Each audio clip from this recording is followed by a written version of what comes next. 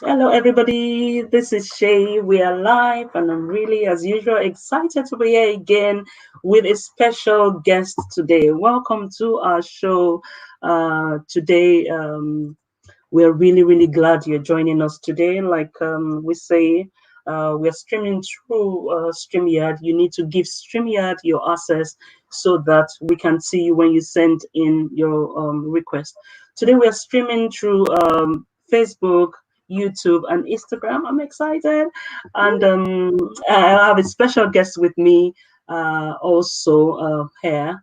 Which is Kolia. So she's going to introduce herself a bit. How are you, Kolia? How are you? Nice meeting Hi, you. Say Seyi. hello to our guest. All our guests. Hello, people. How are you guys? Thank you for joining us today. Thank you. Thank you. Yeah, yeah. For those that are joining us that you don't know me, my name is Seyi. I'm a transformational coach, and I'm all about purpose, purpose, purpose. Finding your purpose in every pain. There's always a reason why we go through what we go through, and looking for the reason and using it to affect life is very, very amazing. So, Kolia, are you here with us? So good. I guess that eager, we are eager, yeah. So could you just tell us a bit about yourself? Let's get to know you before we go into the crux of the story. You know. Okay. My name is Kolia, SolumKolia, actually. It's a long name, SolumKolia Obianogido. I'm a mother of a 13-year-old handsome dude. Yeah, I like that. Yeah. What else do I need to say? I work with the NHS. I'm not clinical. I'm office based, Okay. and I was born here and I grew up in Nigeria. Okay. I'm Igbo. I'm from Anambra State, Okay. and I am, what will I say? I am uh, the lady or the babe or the chick with the designer breasts. Oh, I like that. The designer breast. Yes. And that's for a reason. I'm sure by the time we go through we'll be able to unravel why I've given myself that name. So I'm currently doing a master degree in mental health recovery and social inclusion, and that was as a result. Well, going through my challenge, Okay. uh, that birthed the MSc. So, what else do you want to know? I live in That's good. London. That's been just a brief introduction. For those that are just joining us, we're just starting. Welcome to our show. Before we dive into our show, if you see me looking up, that's because we are streaming through multiple streams. So that's why I'm here with you. I'm just streaming through all channels. And Koli has just introduced herself. She's a mother of a lovely boy. He's 13, and I like the way she introduced herself. She's the lady with the designer breast, and she's a chick, so but we'll get into that, while we get to into our story today. And just welcoming everybody. For those that are streaming on Facebook and Facebook, you need to accept StreamYard so that then we can see your comment. You can send in your chat, your question, and we'll be happy to take them because I don't want anybody to miss anything. Good, we are going through it. So my first question to you, Kolia, before your experience, what was your perception to cancer? Before that. Oh, okay. I've heard about cancer. I take it as one of those, those illnesses like malaria. I didn't have a deep perception about it. So it was just one of those illnesses that we hear, or rather we hear, but that's the way I say it. So I didn't take it as, um, I didn't take it as a big deal, to be honest, not until it came to my doorstep. Good, good, good, good. Because a lot of people often find, oh, that can't happen to me, and we're just excluded, But when it comes to you, you have to deal with it, when it comes. Yeah. I'm just looking at Instagram, and some of them said they can't see you on Instagram. Is your device close to you so that they can see you? Okay, let me. Instagram people, are we fine? But if One second. Okay, do yeah, you know what? okay, Because we are my YouTube too. to take the phone out because it was interfering with my laptop. Okay, okay, Yes, okay. so I think that's the thing. So, but can you see me, Shay? Yes, I can see you. So I think we You can just go see me ahead on with it. Instagram. Yeah, I can't see you on Instagram. It's just an empty background. But Oh, they're saying they can't hear you too. Instagram said they okay. can't also hear Let you. me get the phone out. I'll turn it out. Let me just ask my son to get it. You boy. Okay. Hello, everybody. We're just we don't want anybody to miss here, so I'm just waiting for her to get back on her phone so that then we can all get started before she says a story. Instagram has to cooperate. Yeah, just don't Hey. keep it too close. Don't keep it too close so that we don't get feedback. Yeah. But like I said, we're on Facebook and we're also on YouTube. Yeah, Oh, okay. yeah. Thank you everybody for joining.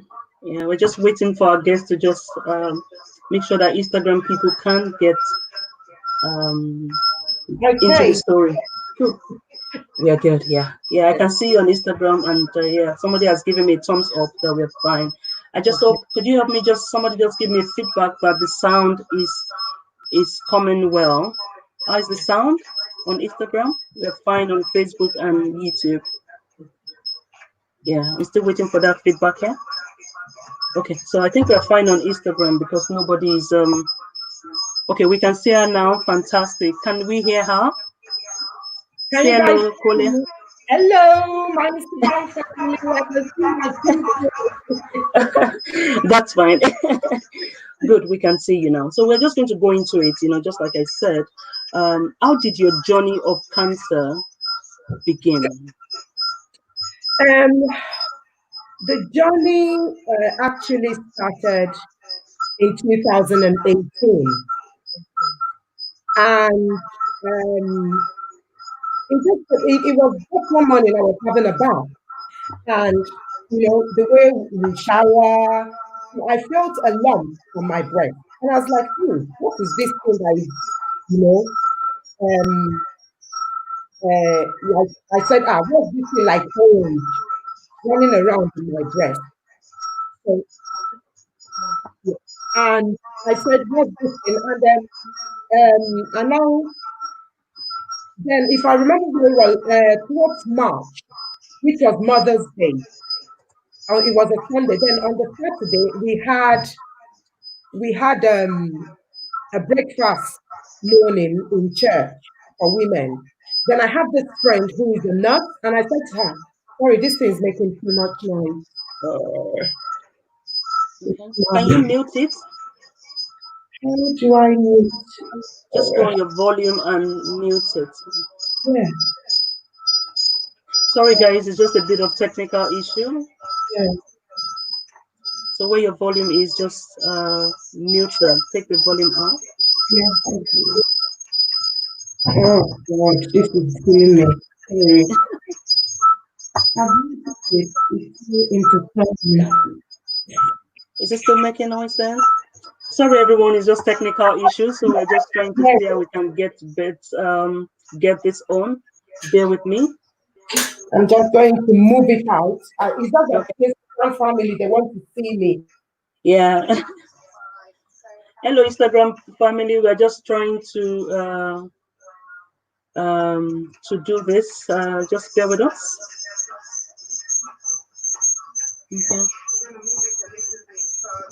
If if we're having a lot of trouble on Instagram, maybe we all need to move to Facebook and YouTube.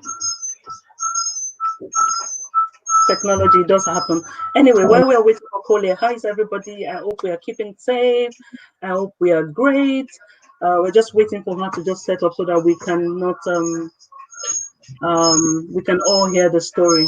Just go. Okay, somebody Okay. say, yeah, I can hear you. Somebody say it can also be viewed on YouTube. Yes, Please, it can also be viewed on YouTube. If there's so much noise on Instagram, I might need to end Instagram so that we don't get distracted. Just to make sure that we are, yeah, just to make sure that we're already muted. Yeah, yeah. So good. So we just try it. So let's quickly go into your story because I'm conscious of time. Okay, But so yeah. so So going we start all over again. So how did the journey of this cancer begin? So look at me. so the journey started in 2018. March, I found a lump whilst having a shower, and I was like, "Ooh, what's this?" But I didn't really take, I wasn't really bothered about it. So during one of the Mother's Day, it was Mother's Day Sunday, and I said to a friend of mine, "Can you please have a look at this thing and tell me what you think?" She's a nurse, and she had a look. She felt it, and she said, "Oh, it's quite big, but you know, it might not be anything. But I will advise you to go and see your GP since you're over 40." So I said, "Okay, that's fine." I didn't bother about it. I went about my life. Usually, once a year, I go on a girls' trip. We went away on our girls' trip, and I joked about it with my friends. I was like, there's this ball in my breast. I don't understand. So we laughed over it, and my friend said that everybody started feeling their own breast. So I got back from the holiday, and I got a letter for a smear test, and I said, okay, I will use one stone to kill two birds. So I called up my GP and I booked an appointment, and then I said to them, I need to see a doctor. I've seen a lump on my breast. I got the next day, I got an appointment. I went in, I saw the doctor. The doctor said to me, he checked and now said, it might not be anything, but it's quite big. So I would refer he asked if I'd ever done a mammogram. I said, what is that? He said, oh, you don't even know what it is. I said, I don't know. I just said to him, just excuse my ignorance. It's not. So he now explained, and I said, fine. So he referred me, and I went for the mammogram. And I went for the mammogram, and that's when the journey began. Wow, wow, wow, wow. So how did they communicate this news to you? Okay, I went for the mammogram because over here, from the first time they send you to do the mammogram, they have 2 weeks to get an appointment for you, which I did get. So I got the appointment end of April, and I went for the mammogram. They did the first one. Went in. They did the first one. The nurse was like shook her head, and I was like, what is it? She said, it's the what I'm seeing is big, but it might not be anything. Still, I didn't bother. I didn't ask. I didn't think about anything. And she said I should sit out in the waiting room. She was going to see the doctor. She went in, saw the consultant. The consultant requested for a second mammogram, which they did. And they did the second mammogram. There and then he requested for a biopsy. And they said, oh, you're going to do a biopsy. So I was like, I'm late for work because I had to take my break time to go and do this. So I was like, I'm late. The nurse said, we better do it. I said, okay, I did the biopsy. They did the biopsy. Whilst they were doing it, the machine broke down. I just said, thank God. And I said, thank God. They said, you can sit out and wait, or you can go and come back the next day. I said, I'll come back the next day. So I left and went back to the office. It wasn't like anything. Next day I went in, and they did the biopsy, and they asked me to come back in May, 2 weeks after that, to come and pick up the results. So a friend of mine, we worked together, my very close friend, we worked together. She came over to my office. Oh, she called me Solu. She said, Solu, let's go and take a walk. I said, I'm going over to the hospital to get my results. She said, do you want me to come with you? And I said, yes, why not? So we went together. We sat and we're still gisting. I didn't think of anything. No negative thought, nothing. So they called me, I went in. So when we got in, we sat down. The doctor was like looking straight to his computer. He wasn't looking at me at all. So he was going, oh, we've done series of tests. You did a series of blood tests, blah, blah, blah. Anyway, the long and short story of it is that you've got breast cancer. At that point, my whole life, my whole world crashed. Tears started flowing down my eyes. The only person I could think about was my son, because that's the only thing I have in this world. The only person I could think about was my son. And I was like, "Phew." So then immediately he said it. I said to him, I said, Doctor, I need the breast cut off. He now said, oh, we haven't come up to that. I said, Doctor, I need the breast cut off. And I joked about it. I said to him, you can, if you cut it off, if you want to take it to China and sell, you can go on. We laughed over it. And he said, oh, no, he tried to convince me we can do lumpectomy, we can do start you on chemotherapy, and then afterwards we see what the next stage will be. I said, no. So I asked him, I called him his name and I said, do I have a say in this? He said, oh, yes, yes, yes. Yeah. So I said, then the breast has to go. He said, okay, that's what you want. I will make all the necessary arrangements. And that's where the journey began.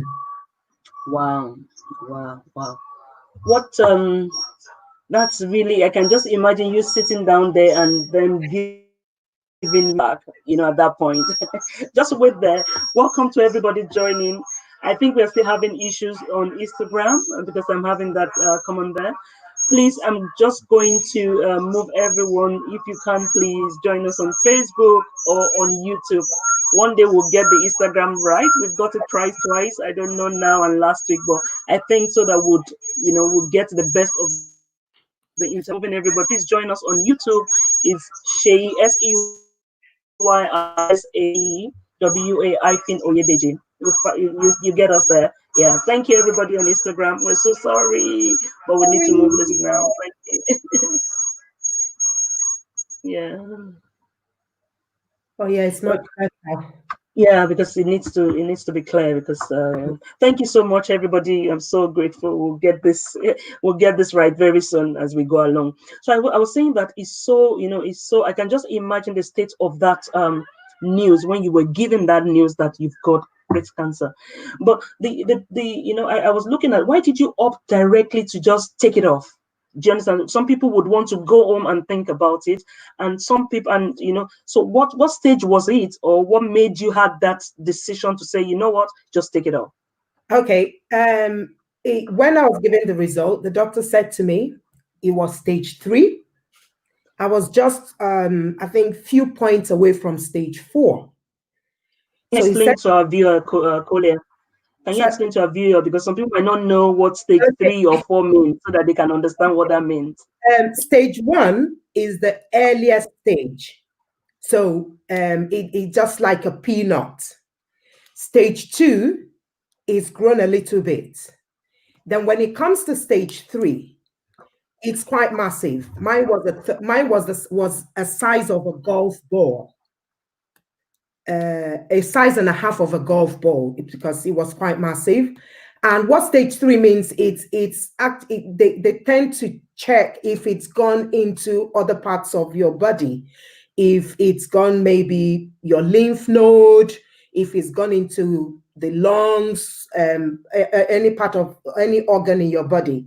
Then stage 4 is when it has metastasized, meaning it's gone into your organs. And that's the very bad one. Wow. Yeah. So mine was a stage 3. So when he said to me, it's a stage 3 and it's the aggressive one, and that thing aggressive rang like a bell, bing, bing, on my head. And that was actually what prompted me to say, cut it. Wow, wow, wow, wow. That is, can we just imagine a golf ball, and like she said, the word aggressive, And but in cotton, because I was looking at it, they've told you you've got cancer. You didn't even think about, oh, I want to go home and think about this. I want to pray about it. I want to believe I'm going to. Why didn't you go through all those? Because I know you're a Christian. Why didn't you go through all this? Oh, I'll go home. I'll think about it. I'll pray about it. I'll exercise faith like that. Why didn't you go into that? Anyway, for me, I always say prayer without works is dead. Action. They've told you something, you've got this, you've got that. And the time it would take me, and they've told me you're few points away from stage 4. The time it would take me weeks to go home and think about it, would I not be thinking it would have gone in, it would start to spread quite quick? Yes, I've got friends who's passed away from cancer, but to be honest, I didn't know the difference between the stages and the grades, because it's when we hear cancer, we just say, oh, cancer killed that person, but we don't know the stages. Yeah. So I didn't have to think twice, to be honest. I didn't give it a second thought. Wow. That shows me the kind of person you are. You're just a go-getter, there's no faffing around, there's no point wasting time. Let's just go for it. Wow, that's a very, very bold move there. So, but in terms of, we all know what breast means to every lady, in terms of your look, in terms of how did you just how didn't that thought come to you at oh God, my beauty, my self-image and things didn't that cross your mind at that point? Oof, it's just meat. It's just love, honestly. And when they said it, I said, my doctor said, my consultant said to me, we'll cut it. There are people that do, when they do a mastectomy, when they go through mastectomy, they do a reconstruction. Some people tend to leave it. And I said, I would do a mastectomy and a reconstruction. He said the same day. I said, yes. He said it's a long process. I said, yes. So I took it, it's just, it's just flesh. We cover it. There are many people that are out there that don't even have at all. What if growing up and I had a flat chest? It's the same thing, So, and again, I carry myself with all confidence. I'm a very bold person. So I'm not really worried about, okay, you've lost one part of your body, you're still going to start crying over it. There's no point in that. Wow. What a great mindset, Kolia. That was a great mindset. That was somebody said here, I'm going to quickly show a message. She says, as soon as they tell you it starts to spread quite fast. Absolutely. Made a good decision. Yeah, that's the right one. Yeah. Thank you. Yeah, but you're a really, really brave person. Another thing that crossed my mind, I'm going to ask you, how did you explain this diagnosis to your family and to your son, your special son? How did you explain this to him? Because he's quite, at that point. So how did you communicate this to your family? Okay. And how did they take it? What was their reaction? The first person I called when I left the consulting room was my pastor. And I called him and I said to him, Pastor G, I've gone and this is what they've said. And he said to me, he called me, he said, Kolia. He said, Sister Kolia, they've given you the result, fine. But as long as you're a member of my church, what my covenant with God is for life, it's life and good health. So we've got a covenant of long life and good health. And he said, just know that God is with you. And I put the phone down and I picked the phone. I called my mom's younger brother who was in the States at the time. And I told him, the reason I told him was his wife is a medical doctor.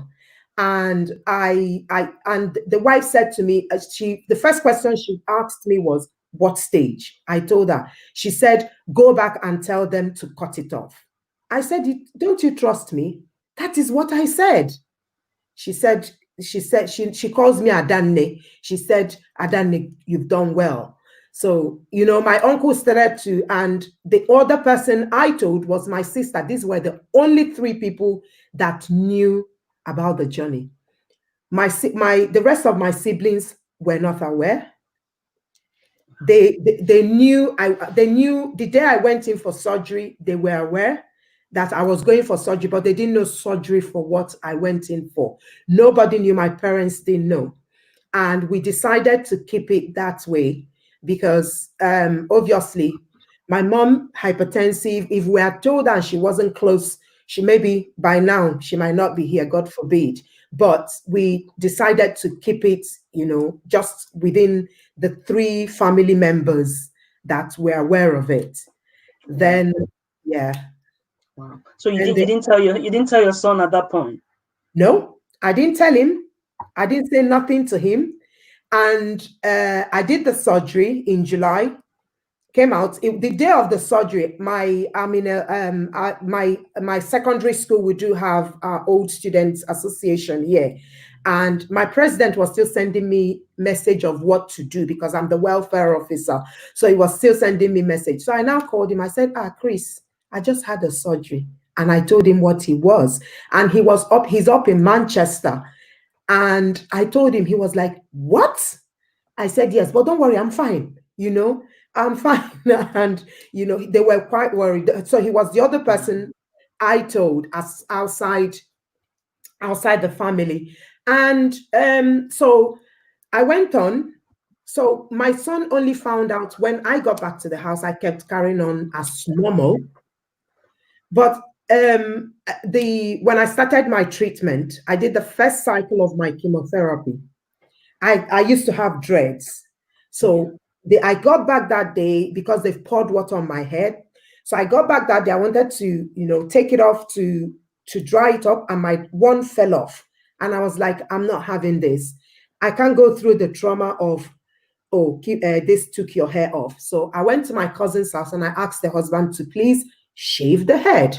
So he just shaved off everything. I said, you're privileged to be cutting my hair. We laughed over it and everything. So we cut it. I took a few strands of the locks and I've kept it just for keepsake.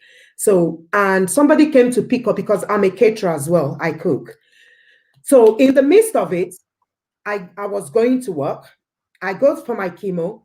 After my chemo, I go back into my office and I carry on life as normal.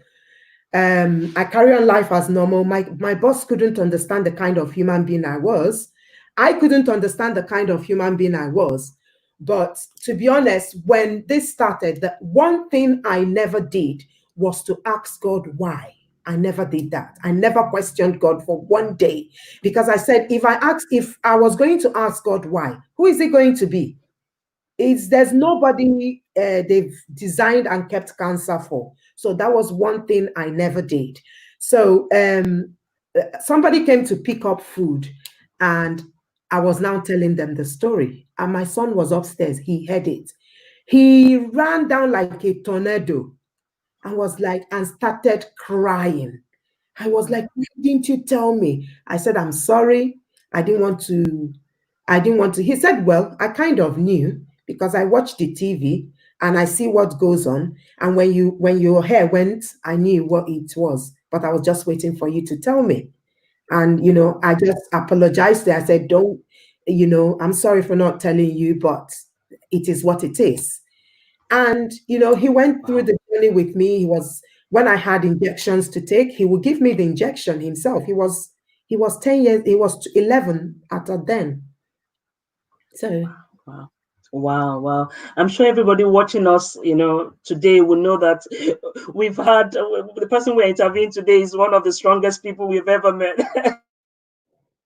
For chemotherapy, going to work, keeping it to yourself, and having the right mindset to pull through.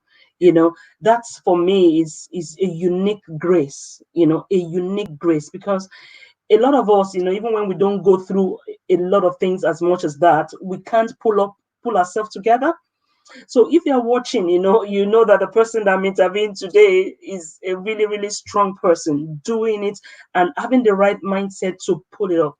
Thank you, everybody, for joining us. I'm just welcoming everybody. Please share, and like our page, because you might be saving somebody by sharing this video. You might be saving someone's life that is just locked up somewhere, with that news, with that letter they have in their hands. And, I like what you said, Kolia.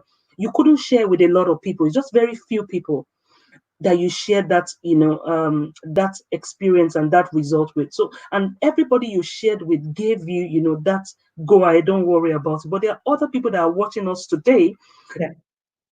that letters they can't share with people because of the fear of what people will say. And even the few people that they have shared that story with, they have not given them the push. They have given them the fear push, that, oh, just and all that. So, and that's the reason why we have to stress this story of purpose to as many people here, that the word cancer does not mean you are dead. Yeah. The word cancer doesn't, it's not a certificate of death. And that's, Yeah. we are giving you an example in our show today that you can do it, you can pull through, you can make it happen. And that's all what finding purpose is all about. So still going, Kolia, in during this process, because from what we know, you are the first person that is as that I know that's gone through chemotherapy, apart from watching on TV and reading about it, because I had to do some research. I was like, okay, let me research a bit into it, and it's quite a strenuous process, the chemotherapy and all that.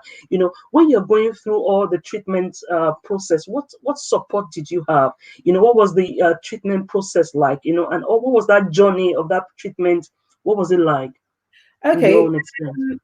I had 9 cycles of chemotherapy, and to be honest, I think that the chemo was the toughest. The surgery wasn't, because I went into the surgery with full confidence. My surgery lasted 8.5 hours.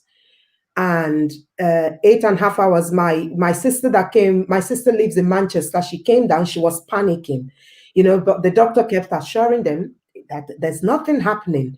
Apparently, let me make you laugh. When I woke up from the surgery, the first thing I asked for was pounded yam. The nurses started laughing. I asked them, please, can I eat pounded yam?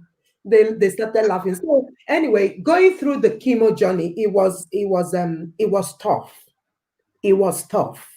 It wasn't an easy journey. Chemotherapy was not an easy journey, because the kind of medication they inject into the person, I call it poison. Because what it does is, in as much as it's killing the cancerous cells, it's also damaging the good organs in your body. And that is why the doctors, what they do is, after each cycle, before your next cycle, you have to do a comprehensive blood count, a blood test, and they check everything to make sure everything is still intact before you can do the next cycle. So it was a rough ride, but I had great support. I had my friend. I always appreciate her. Anywhere I go to, I sing about her, and I'm going to shout out to her today, Tochi Balogu. She was, and she still is. She was my backbone. She stood with me. She went for every single of my appointment with me, every single one. Where it meant she needed to cancel meetings, she did that. So sometimes when I was going for a job, and again, I always say to people that I talk to that are going through this, when you're going there, don't look gloomy. Be at your best, even if it means wearing your Christmas dress to the chemotherapy place. Because when you get there, honestly, you see all sorts. You see people that are almost going, but they're just giving them the medication. You see people that have emaciated so much. So what I did with myself was, I was always in a high spirit. Any day I'm going, I pack food.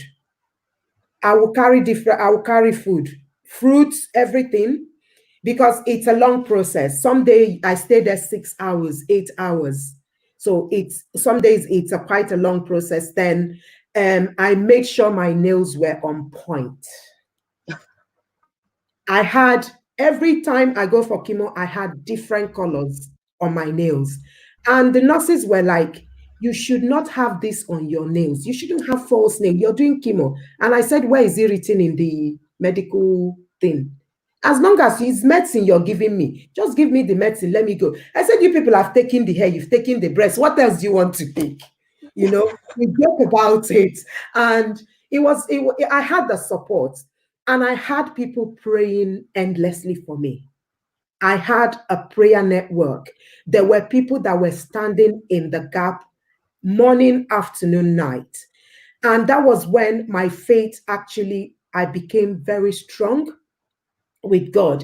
And I knew there was nothing I asked God at that point he could not have given me. And if I remember, I'm going to read out because I have a book. I have this book. I call it my dream book. So when I have things that are very, very, very um, dear to me, or something, words of encouragement somebody has said to me, I go there to write it. So one of the nights before I started this my journey, I heard God clearly. And that was on the first, I woke up, I wrote the date, wrote the time. I heard God clearly on the 1st of June, 2018. He said to me, through your food ministry, people will eat and get well. I jumped up. I wrote it down. And I was like, okay, if people are going to through eat my food and get well, that means I'm not going to die. I'm not dying. So I'm going to be alive. And to be honest, it gave me more courage to, Wow. to push on, to push on. So then I remember one day I woke up after one of the sessions of my chemo. I just sat on my bed. It's not that, to be honest, I cried, though. I cried my eyeballs out. I cried. But when I'm crying, I didn't want anybody to see me crying.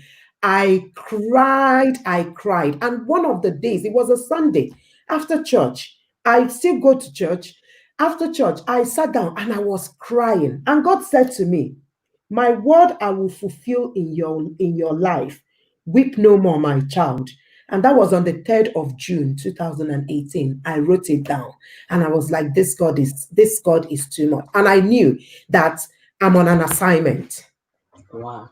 Wow. Wow. Wow. Wow. I don't I can feel all the goose pimples here where I am seated here, and for anybody watching, like I'm sure that as many people that are watching can actually feel what you're saying. And you point out on a lot of things. But I just want, everybody to just give, a thumbs up to, I don't know why she's not here, Tochi Balong, I don't know you, but your friend Kole has mentioned you today. So we are all giving you a thumbs up, for the support. And I like the fact that he said sometimes she will leave our meetings and know that everybody needs a friend in time of need. And we pray for as many people that are going through one thing or the other, that a friend in your time of pain, God will give you. Because you mentioned that. Another one that you mentioned was prayer, and also the journaling, writing things down. And because if you had not written them down, you can't, those words that you won't remember them. And we have said that so many times in this, in finding purpose through pain. You need to write things down. You never know, they are powerful. When God speaks to you, when he gives you that, that assurance, that word, don't worry, that's your anchor. Those are the words that you hold on to, that would take you to the next phase. No matter, everything, all things might not be working, things might not be going, but when you have those words, in you, it's like you've got it. But Kolia, in the bit of chemotherapy, and I like the fact that you said that you cried, because some people feel like, oh, you shouldn't be crying. No, no, it's okay to cry, and I like the way you said it. You can't cry. Like I stop people. It's your cry. It's your cry. Cry. Let it out. We are all human. There's sometimes that you just need to just let it out. How do you? Because I kind of like your mental health in terms of handling your mindset, in terms of handling it. My next question was like, in the bit of your treatments, the chemotherapy and all that, how were you able, what are the, it's okay for us to say, yes, I prayed and all. What are those practical things that you think helped you, to sustain that kind of mind, you had during those periods? Because I can't I think I'm the strongest woman who will be going to chemotherapy with nails fixed. I don't even think I will remember that. But what would be those practical things that you think helped you, to have this kind of mindset, so that people can relate to those practical things also is very, very good. I kept myself busy. I was busy. Even when my strength was very weak, I pushed. I pushed. Because I'm a fighter. So, and the few people that know me very well will tell you she doesn't give up. I don't give up easily. So what I kept, because I cook. So what I did was I was taking, when people say, oh, do you want, people, again, because people didn't know, they were still bringing in their orders. So I cooked the food, because when during chemotherapy, it messes up your whole system. So both your taste bud, everything. So when I cook, I call my son to come and taste it. But because I already know the quantity of things at every point in time I need to put, I just do that. But when I finish, I call my son to come and test it. Then again, at that point, I started writing a book. I started penning my journey in book. I started to write a book, which I've called Scarred But Not Scared. My journey to glory. Scared but not scared. Scarred But Not Scared, my journey to glory. So I started writing the book, and I just had to keep my mind focused in getting well, and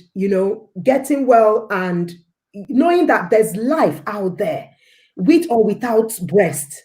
Life has to continue, you know. And it was funny. There was one of after I did I think I did my friend was a good support, because she would say to me, Solu, stand up, let's go. You're strong, stand up. She was encouraging me, was really, really encouraging me. In fact, there was one day she came and she pulled up and said, we're going to party. I said, party? I said, we just came back from chemotherapy yesterday. She said, go and dress up. I know you can do it. So I went and dressed up. We went down, did makeup, and we went to the party. But, obviously, during the party, I sat down all through because I was feeling a bit tired. So, but I kept myself busy. I was very positive about surviving. I was not thinking, oh, hey, death will come. I wasn't afraid of dying. The only reason I said I'm not going to die now, my parents are still alive, and I believe I'm the one that will bury my parents. My grandmother is still alive. I believe we're the ones that will bury her. So I can't go before them. So, and my son hasn't married. I've not carried my grandchildren, so I can't go anywhere. These were the things I was saying to myself, and I had to fight. I had to fight. So whenever I see women that, that are going through, especially people that go through cancer, and some people, they don't want to talk because of the stigmatization. For what? Let people talk. I always say to them, if they don't talk, it's only a dead person they don't talk about. I said, if they talked about Jesus, who are you that they won't talk about you? Let them talk. But the thing is, when you want to share your story, share it with people that would run the race with you, not people that would distract you from what you're going through. Then that was why I had to keep my journey to a bare minimum. Wow, Yeah. wow. You've said it all. We keep saying this on the show. Your mindset, the mindset you have in time of those. Though to be fair, some people have it in phases. Some people have like at the point in their journey of pain or whatever they go through. Like we said, pain is not all about grief. I know it can be cancer. It can be loss of children. It can be loss of home. Whatever it is, repossession. Starting off from the very that. And we know that for some people like Koli, our mindset all set, strong woman, we all adore you, but some people is in phases. But one thing that we must know is your mindset, the power of the mind, the power of that word saying, I will fight this. I will fight this. Even if it's the very last thing I'm going to do all my life, I will fight it. So when we are going through pain, to find purpose in our pain is Mm, all about your mindset. What mindset are you carrying? Like I'm not the only one. You're not the only one that will go through this. There's still so many people that will go through this, and you are the one that will be the message to them. So if you give up, how will they get their strength? If you give up, how would you pull? Like Kolia now, she has a book. She's writing a book, which is, I love the title, Scarred but Not Scared. So people need to read your story. People need to hear you speak. People need to see you on Finding Purpose with Seyi. We need to bring you on the show to inspire people. So you know, no matter what the situation. So if you're out there, the situation is so tough. You're a single mom, you're a widow, you've lost everything. The COVID has turned everything to ground zero. I'm here to tell you, it can't kill you. You can make it, and you will make it. Before I start preaching. I don't want to start preaching. And please, thank you everybody for joining. If you have any question for Kolia, please send your question in so that we can ask her the questions. And I would really love to hear from you. Uh, so that we can also get advice from her before we let her go, because she does speak, she does go to conferences and all that. So we want to get as much as we can from her. You know, so what advice would you give to people or families that are currently going through this, either maybe as a mom, is as a father, as a children? What advice would you give to them?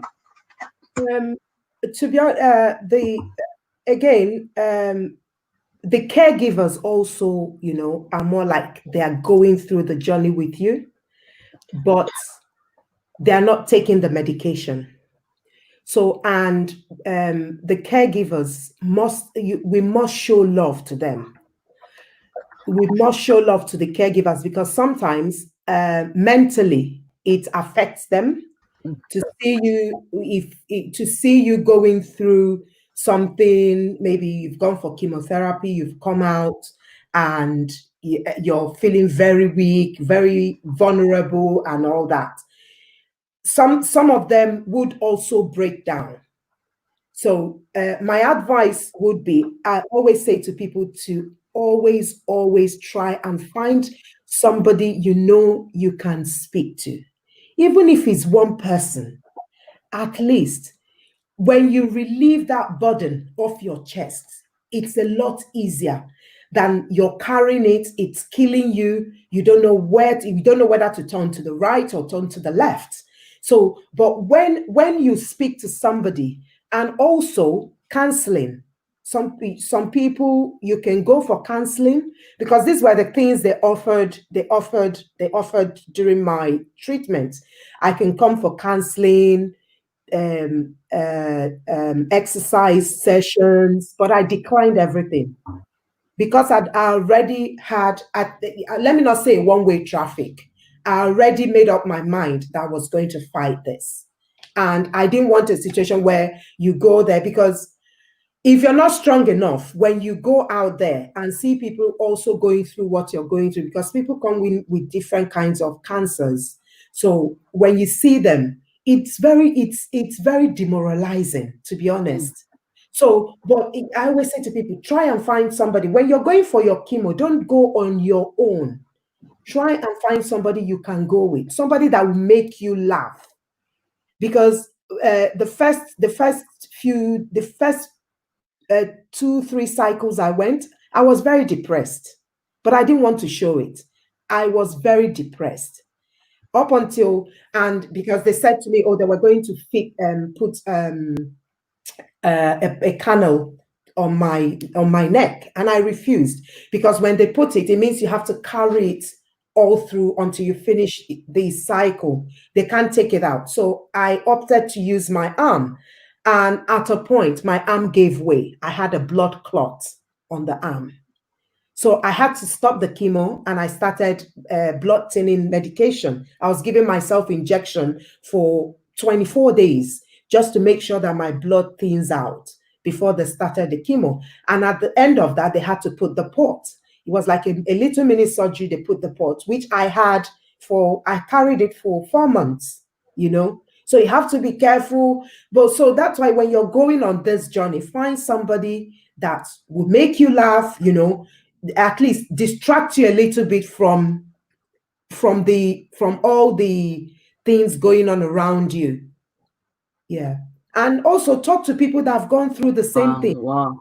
Yeah, talk to people that have gone through maybe you know somebody that's gone through cancer. You can talk to them. Like I always say to people, I'm very open to talk to anybody. I don't see any reason why I've gone through this and I'm hiding it. What am I hiding it for? No, because Mm, I hide it, there'll be somebody that needs that information. And if the person dies, the way I will see it is that that person's blood will be on my head as well. Because you know the person is going through. What did you do at that time? Nothing. You just thought, oh, it's none of my business. wow, wow, wow. So talk to somebody. Don't go alone. Um, Reach out to people that have gone through it before, so that you have the best advice, that you need, and you need the support, because it's better if you've seen somebody that's gone through it before and you're learning from them. They'll tell you what to expect next. They tell you what to do. I'm just quickly going to bring show some of the comments that we have here. With well done, Kolia Chima. I can't pronounce that. I'm glad that you turned this around for good. Thank you so much. Thank Also, you. this Olabogo says, wow, thanks for sharing your story. Mm. Yeah, so I'm just reading that. Ngozi says, telling the wrong person productive. So we need to find the right people. Can you say sometimes, so it's funny, there's a prayer that I pray, send me friend. I don't want the friends that will come when I'm going through the problem. Send me friends that I can identify and I can know, because we need those friends. Joy says, we give God the praise for Yes. victory over cancer. And we pray will not come back again, Amen. actually, Yes. in Jesus' name. The other question I'm going to also ask you, Kolia, how Yeah. would you say you've turned your pain into purpose? Because Okay. that's what all finding purpose is all about. How would you say, how would you say you've turned that, and what's going to be the message? Through the pain, through the journey, I've I learned to be more patient. And before, I'm just, but I learned to be more patient and listen more to people. I listen more. Then through the journey, I couldn't if I didn't go through this journey, I wouldn't have thought about writing. So through the journey, I thought, okay, let me start putting something down on paper, and I actually started. Through the journey, I was able to start a master's, which I had to put it on hold for 1 year just to get my head around things before I continue. So I've just, tell us the masters you are doing, so that people will I'm, do I'm what doing, the I'm name of doing, the master is. I'm doing a master's in mental health recovery and social inclusion. That's Yeah. really good. So, Yes. and through the journey, I've learned to, um, to I empathize with people also. The way I see it now, because when I think of, I would say, oh, this person, if I was in this person's shoes, how am I going to feel? So it's like some people would say, if you pinch yourself and it hurts, don't pinch another person. You know, so it's and on this journey, because it's still a journey, it's still a journey. I learn every day. I learn every day. I learn new things. I've joined a few women's group, where like WhatsApp group, where we talk about our journey, our story.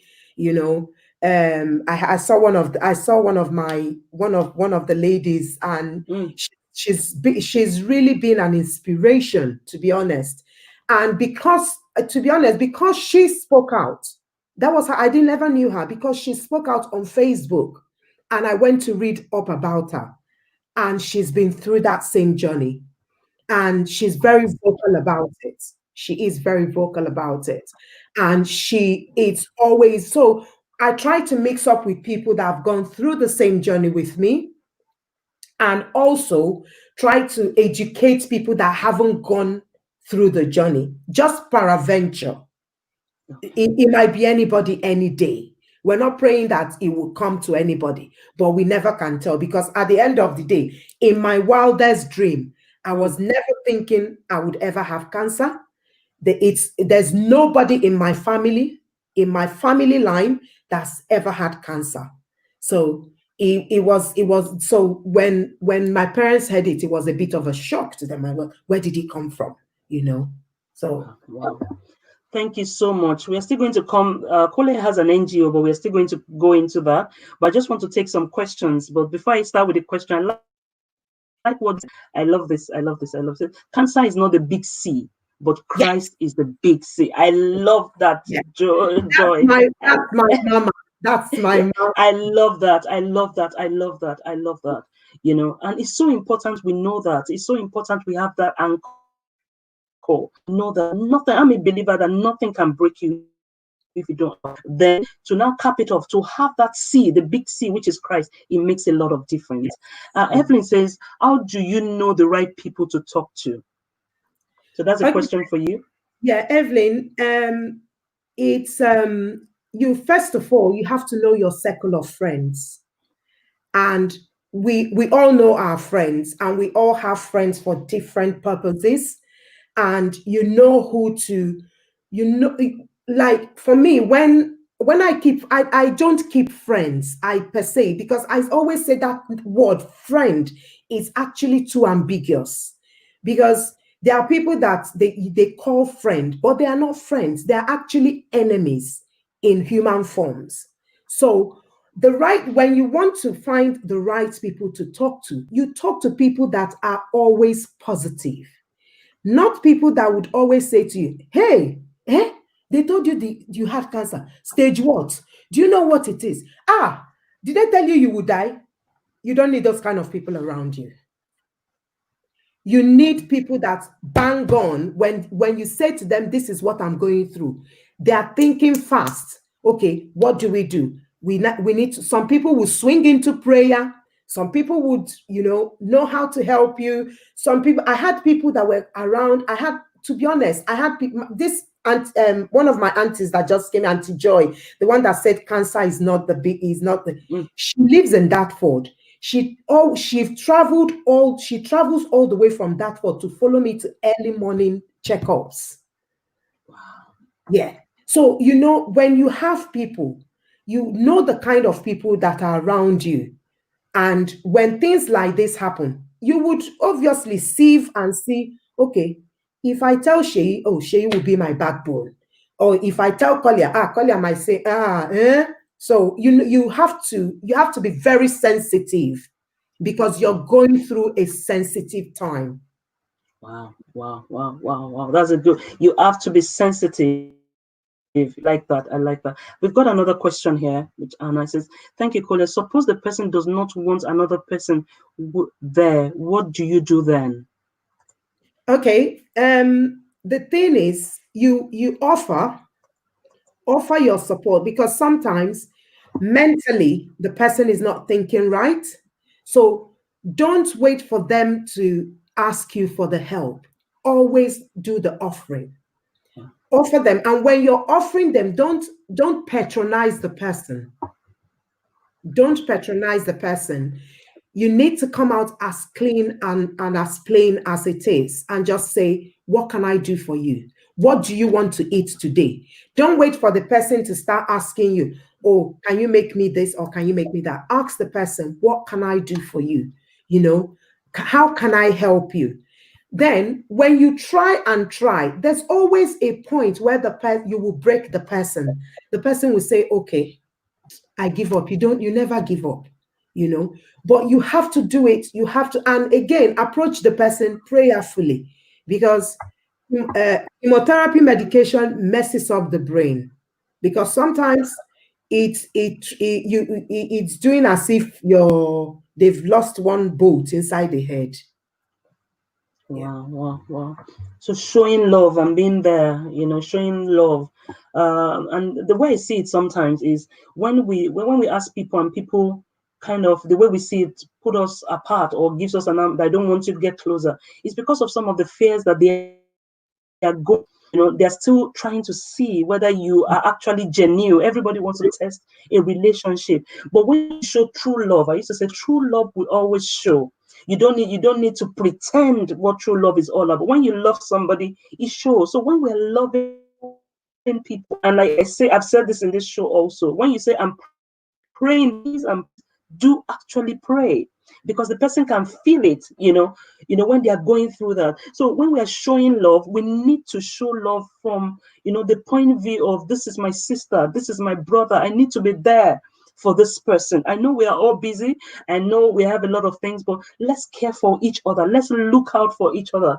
Then sometimes when we love people genuinely, God kind of bring people to us, they just flash their names, things like that. And it's so important that we love genuinely. I love what Barrister said. If I said mental health is key, assess the situation. Good point. Yeah, mental health is so important. And don't forget, like you said, Kolia, is chemotherapy. What's going on? There are injections going into their bodies. There's so many things, from what we have seen and some of the videos that I've watched, so you can't, for every decision they make at that point, they actually need the help. They need your help. They need you to family. They need you to help them, so that they worry less. They need you to think about, what would their children eat? What would their husband eat? Just to help them, what would the wife eat, and vice versa. So we need to give absolute help to everybody that's around us, that is close to us. And I like another thing that you said. I think you said it earlier when you add that word, God woke you up and gave you that word, that the food. Am I not right? That the foods that you are, if you can quote that again, because I want to point this out to people. He said to me, through your food ministry. So I cook. I didn't know it was a ministry. And again, that was a confirmation. My pastor has said to me before, he said to me, your food, people will eat your food and get healed, and to be honest, it's just ringing a bell to me today. So God said to me, through your food ministry, people will eat and get whole. And I wrote it down. And I was like, okay. So, like I always say, it's always good to have an open mind, because sometimes a needy soul attracts deception. So when people feel you're too vulnerable, you're too needy, it will always attract the wrong people to you. So you just have to be, positive. You just have to be you. Just be you. Wow. I like that. And the reason I read that again is I'm an advocate in your lane. You don't have to go and start cooking because Kolia is cooking. And like she said, she was cooking. She didn't know. She was giving people. She didn't know that was a ministry. So your own ministry might be checking up on people, care. Your own ministry can be service. Your own, whatever you are doing, keep doing it. Don't try to be like Seyi. Don't try to be like other people, because you do not know the impact of what you are doing genuinely. Some people is all about supporting people, giving care, taking care of people, nursing the poor, feeding the homeless, whatever it is God has placed in your hands, do it, because you don't know when that thing that you have been doing, and don't let anybody make you feel small. Don't let anybody make your, what you're doing, it doesn't count, it's not the big one. We are not all going to be pastors. We are not all going to be cooks. We're not all going to be that. But if you agree with me, everybody, on a lighter note, we all need to eat Kolia food. If it's a food for healing, then we all need to start to get her details and ask her to send us to put that in. So we just need to go there and order for. But it's so important that we know that our calling might not be the big callings that we think they are. Little things, checking up on people, caring for people, praying for people, having the heart for people might be, that particular thing that God expects you to do. And that's all about purpose. Purpose does not need to be something big. Oh, I want to. It's the little things. See the food that she's doing, caring for other, through her interest, through that identification, she's been able to find so much need in it. That is really key. Thank you, Kolia. Thank I like this one touches all. That is really good. I want you to quickly tell us about your NGO, like I call it, the KISS one. Can you quickly tell us that? Okay. So while we're waiting. After my journey, I thought about there are some women in the rural area.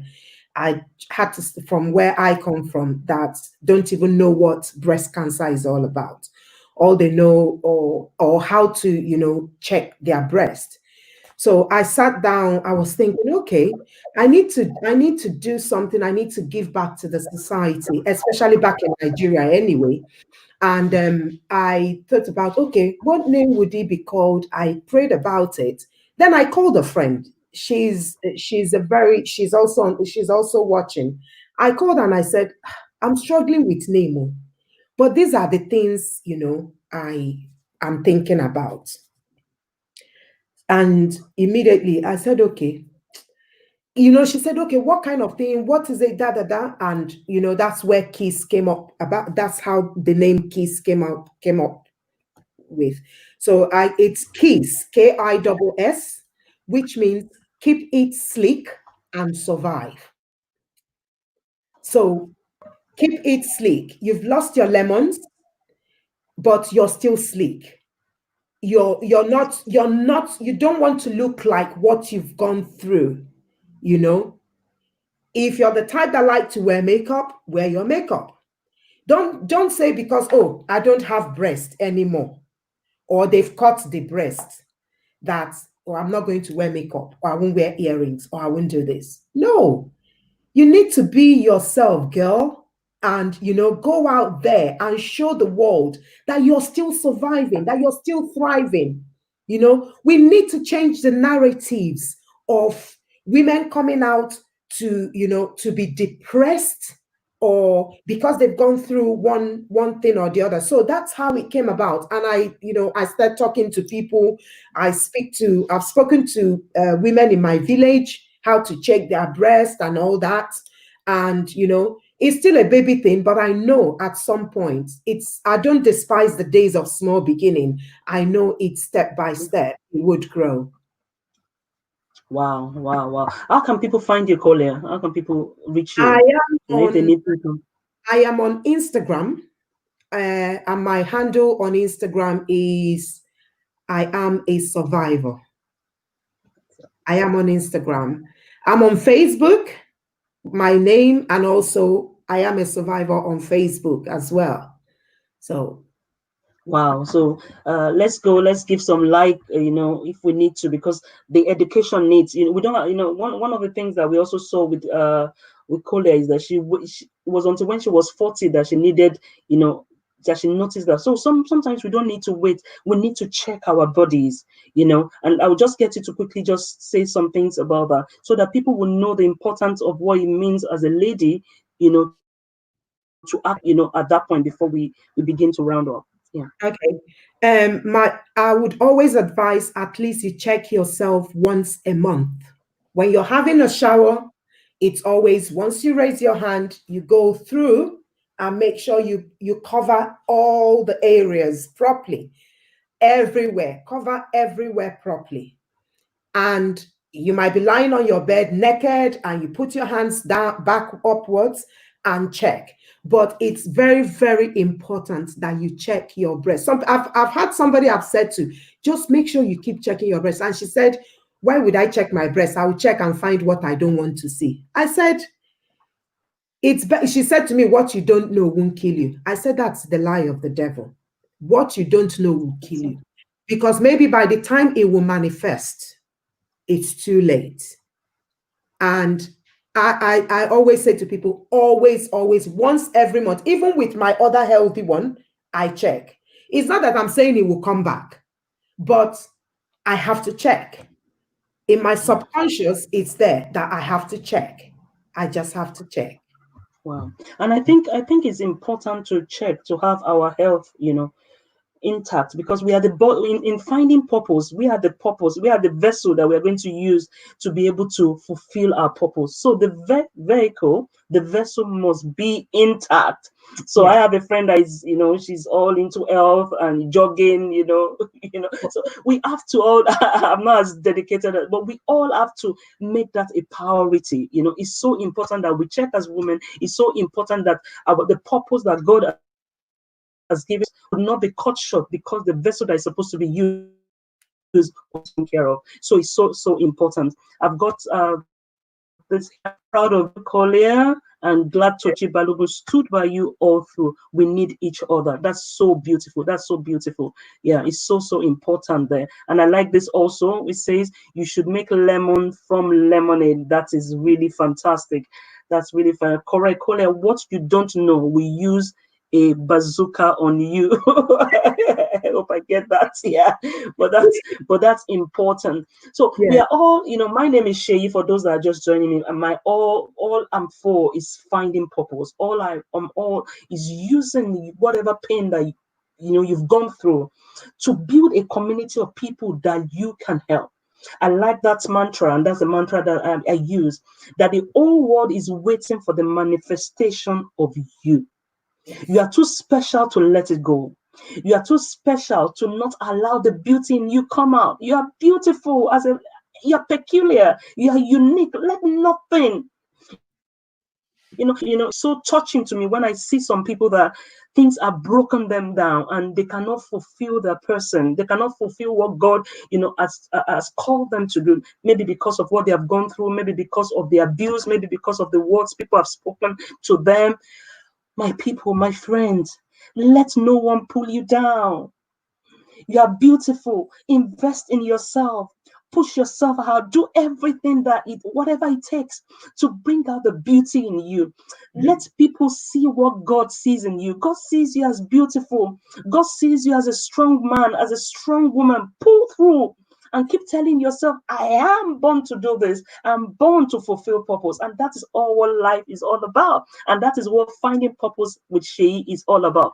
If you are here to join our masterclass, my masterclass is of May few days here. If you're not, it's just for us to and look at how we can harness the beauty in our pain and identify the different purposes that we want to achieve. For instance, Kolia has talked about KISS. How do we empower KISS to make sure that everybody hears about it?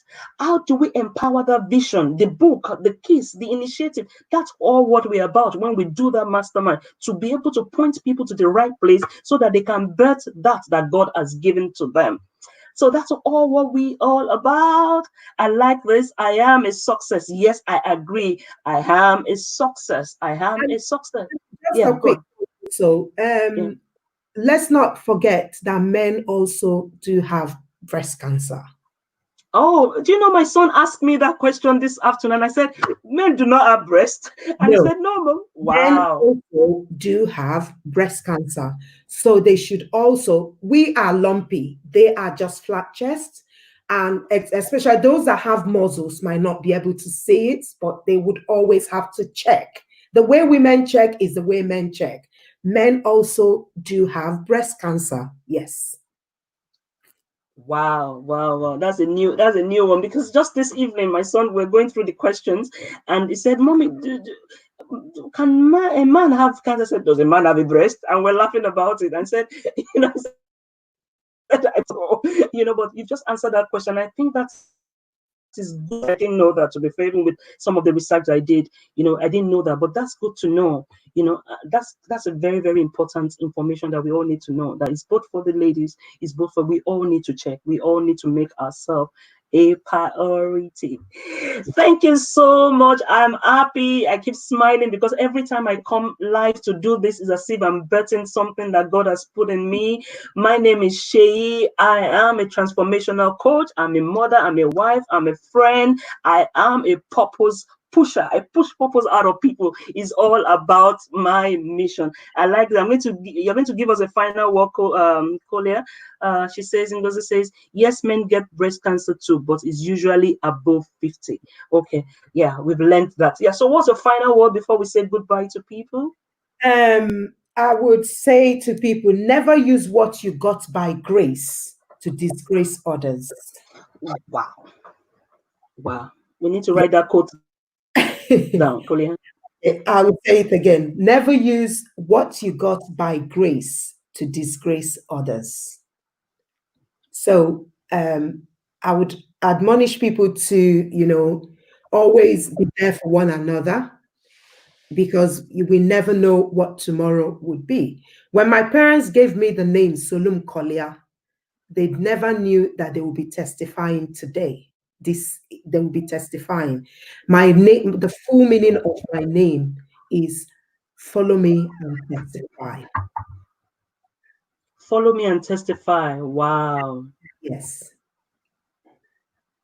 So Wow, wow, wow. There's indeed power in the name, isn't it? There's so much meaning in a name. Wow, wow. Follow me and testify. That's really, really good. Wow, wow, wow, wow. Thank you. Never use what you, yeah, like that. Never use what you what got by grace to to disgrace others. Yes, because a lot of people have gone through cancer, but here you are surviving. So don't waste that pain. Use it to build somebody, use it to reach the world. Let people know that, yeah, if I can do this, you can also. Don't die alone. Don't be quiet. Never use what you got by grace to disgrace others. I love that.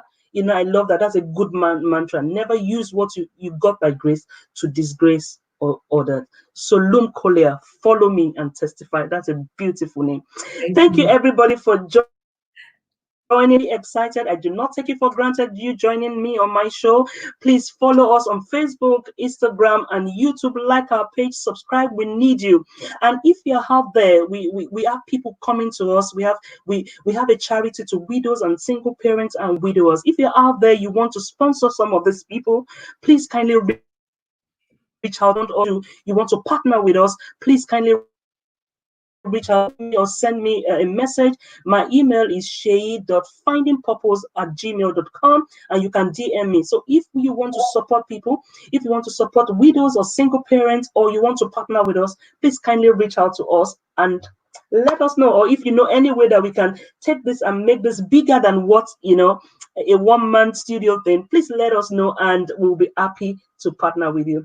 Thank you so much, Kolia, for accepting our invitation to come on our show today. We really appreciate you. You're really indeed a strong woman. We draw strength from you. And like I said, we pray that affliction will not arise again.